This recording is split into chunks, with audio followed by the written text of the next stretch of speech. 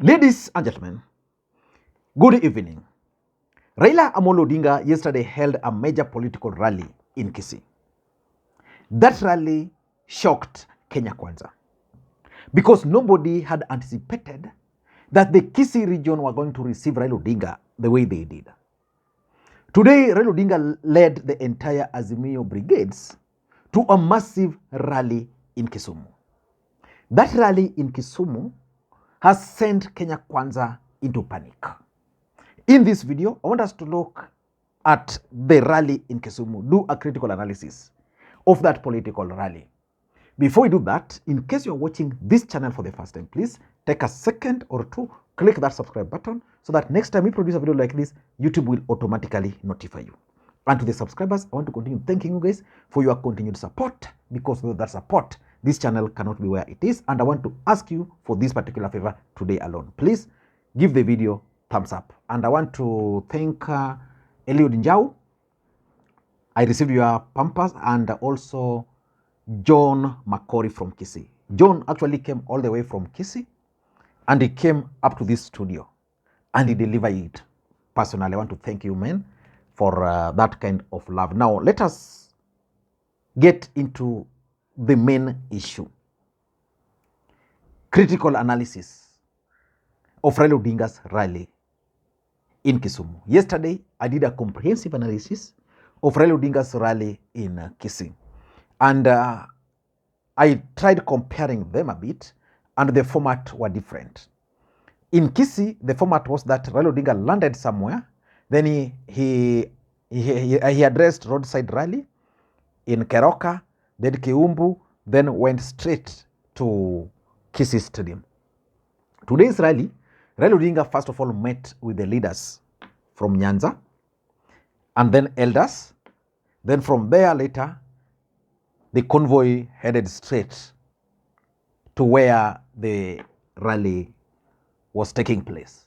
So let us begin by looking at the leaders who attended this meeting, the rally, who were present in this particular rally.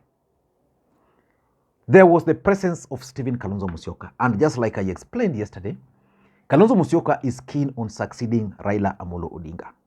And therefore, Kalonzo wants a situation where he sticks by Raila Odinga. He's going to be the last person to leave Raila Odinga.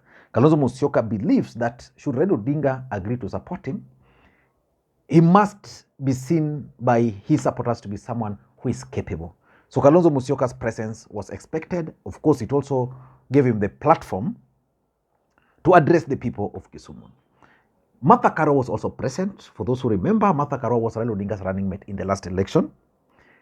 Eugene Wamalwa was also present. I've always believed that in 2027, Eugene Wamalwa is going to be a running mate. I don't know whether it's going to be running mate for Raila Odinga, or whether it's going to be running mate for Kalonzo or for Martha Karua, but I know in Azimio, Eugene Wamalwa is going to be a running mate. So that's why he's consistently part and parcel of these meetings. Remember, Eugene Wamalwa had a major fallout with William Ruto because Uhuru initially wanted Eugene Wamalwa to be his deputy. Then from nowhere, things changed and Wamalwa was nominated. Ruto was nominated as Uhuru Kenyatta's running mate in 2013. The other guy who was here was Oparanya. Whenever I see Oparanya, I'm looking at someone who is keen on inheriting the ODM party. And in case of anything, he can be considered. Because if you look at Western Kenya politics, Mudavadi and Weta are the other side. There is already Boni Alwale and who else? So which means for Oparanya, he will only have opportunity and chance on this other side. So he's going to stick around.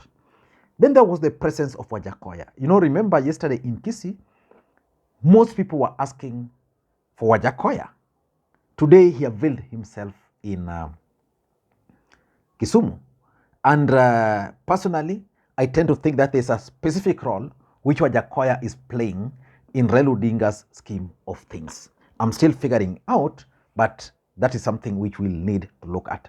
He was so popular with the people. When he was given the chance to speak, the stadium actually erupted. Then there is the absence of Junet and Joho, which is still common. It's the first time Joho is missing a rally in Kisumu. That's also something which we really need to put out there. Why is Joho missing? Why is Junet missing? Because when you are in Nairobi, I've been told that Joho and Junet spends most of their time with Raila Odinga, almost every single day. But they're missing from these particular rallies. Why? Is there some reason why they're missing? Probably, maybe I'll want to know if you think there's a reason why Junet and Joho are missing these rallies. Let me know in the comment section. I'll want to know. Yet they are always with Raila Odinga. Then let us look at this, the third thing. Really, not the third thing. Let us look at the leaders meeting, because what Raila Odinga did is that he first met with leaders from Nyanza, regional leaders and the elders. Whenever Raila Odinga meets with these people, it means it's something serious. That is the truth. And I'm sure some housekeeping matters were discussed. Matters to do with ODM, matters to do with the rebels, matters to do with the governors, matters to do with our counties, matters to do with development, matters to do with how to relate with William Ruto. So basically, that leaders meeting was about housekeeping, ODM affairs. That's why Joho was not there. That's why Kalonzo was not there.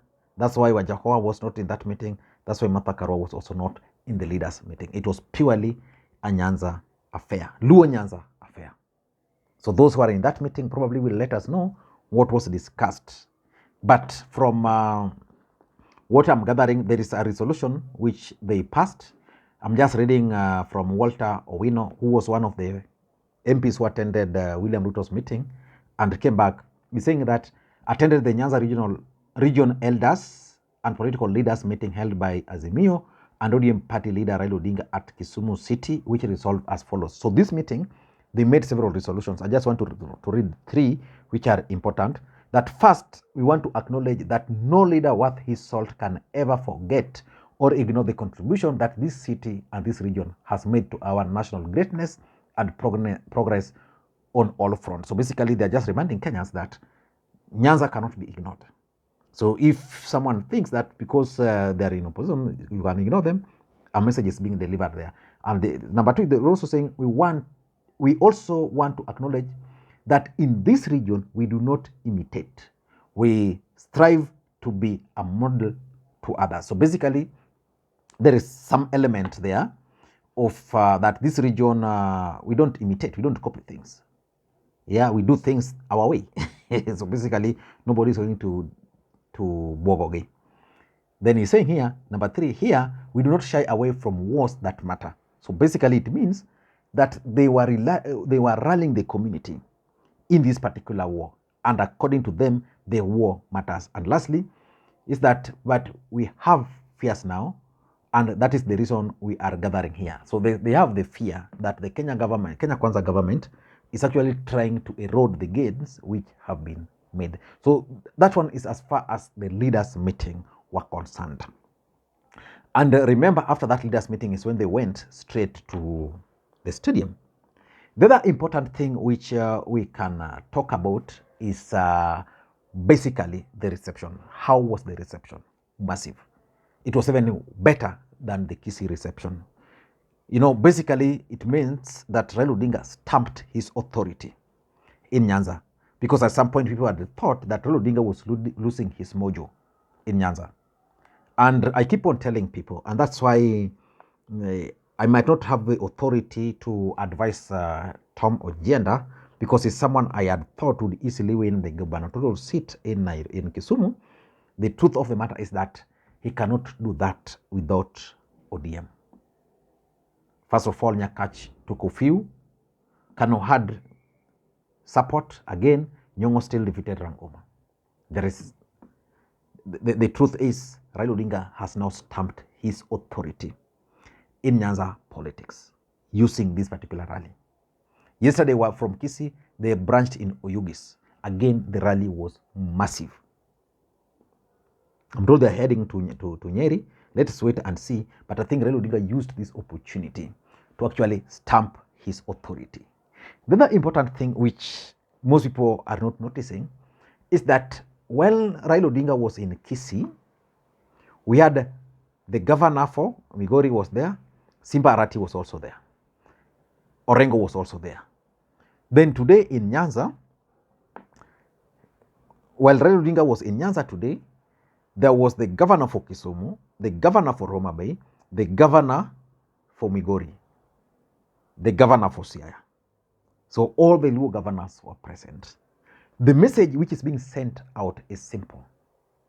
That as much as governors are part of the executive, they must be part and parcel of these political events. Remember, when the first lot met with Ruto, the reasons they were giving was that, why is it that governors are meeting Ruto and not them? Because Raila Odinga and Azimio had agreed that the governors were free to meet with Ruto. Because according to them, the governors are part of executive. Members are supposed to be legislators. For example, in terms of budget, they're supposed to make budget. So that the president cannot just come to Kisumu and tell you, I'm going to make this road if that road is not put in the budget. So it's upon the MPs to ensure that those particular projects are in budget. Once they are there and they're approved, everything is done. So I think the presence of governors here were meant to send a message to the rebels. And what about the rebels? Out of all members of parliament who went to Ruto, one was present. Walter Wino of Awendo. The rest were not there. Tom Ojianda wanted to storm the meeting forcefully. He sent some youths there. Those youths were repulsed. Nobody wanted to hear anything to do with Ojianda. And that's the thing. And from the speeches, speakers after speaker was talking about these members of parliament. I don't know whether these rebels will be able to sustain it, but for me, they are in trouble. Some of them will have to make the choice very fast to come, or you can decide to just be a rebel mpaka mwisho. And lastly, the other thing which came out is that Raila Odinga, Kalonzo Musyoka, they made references to IBC and Supreme Court. And they acknowledged that these two bodies made their pronouncements that Ruto won. But they were reminding Kenyans that's not the end of the life, because now they are taking this matter to a different court. What do you think is this court they are taking it to? Are these guys planning to storm State House? For me, if you ask me, the ultimate game plan of Raila Odinga is one. He wants to organize a 1 million march to State House and is laying the ground. The truth of the matter is that if he will call that, there are people who will be willing to go to State House. And how will William Ruto and the brigades deal with it? So that's something Raila Odinga is going to do. He's going to try to reclaim his victory. I don't know what you think, but Kisumu rally, if you ask me, was massive for Raila Odinga. Thank you guys, and may you have a good day. Bye-bye.